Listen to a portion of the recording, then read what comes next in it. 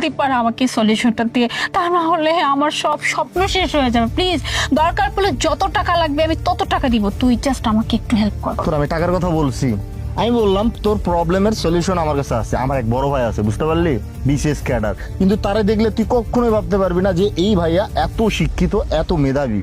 তুই ওর কাছে যাবি, তোর বইগুলো দাগাই নিবি, আর ভাইয়া যদি বই দাগাই দেয় ওইগুলো কনফার্ম আসবেই।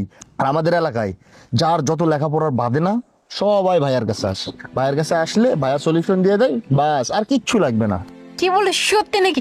আচ্ছা দোস্ত, একটা কথা বলি, তোর ওই ভাইয়া, তোর ওই ভাইকে যত টাকা দিতে হয় আমি দিব। আর তুই তো জানিস আমার টাকা কোনো সমস্যা নেই, তুই জাস্ট একটু তাকে ম্যানেজ করে প্লিজ আমাকে হেল্পটা করে দে।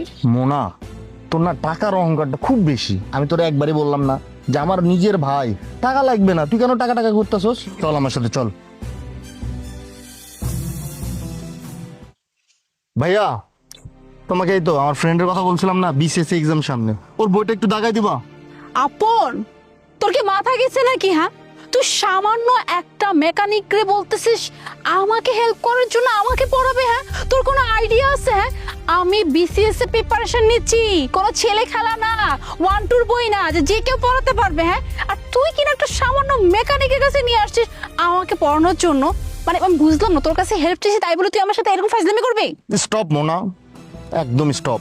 তোর আমি কি বলছিলাম যে আমার এই ভাই, যারে দেখে তুই বুঝতেও পারবি না যে এত শিক্ষিত বিসিএস ক্যাডার, আর তুই কিনা তার লিটারেলি মানে অপমান করতেছিস। তুই আমার সাথে আসছিস কেন?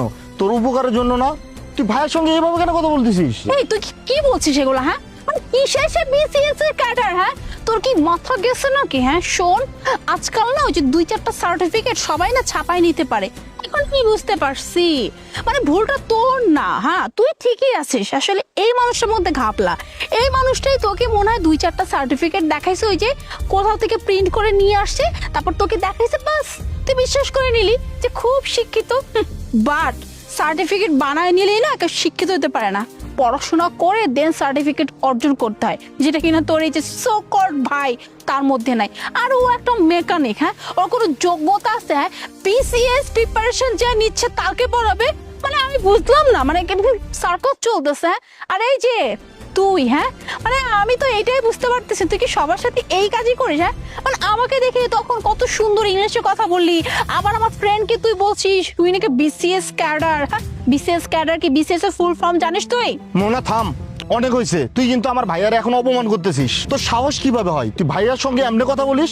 হ্যাঁ ভাইয়া, সরি, আমার ফ্রেন্ড আসলে বুঝতে পারে নাই। এই তোর আমি আগে বলছি না যে আমার ভাই উচ্চ শিক্ষিত, কিন্তু তার আগে তুই বুঝতে পারবি না। আমাদের এলাকায়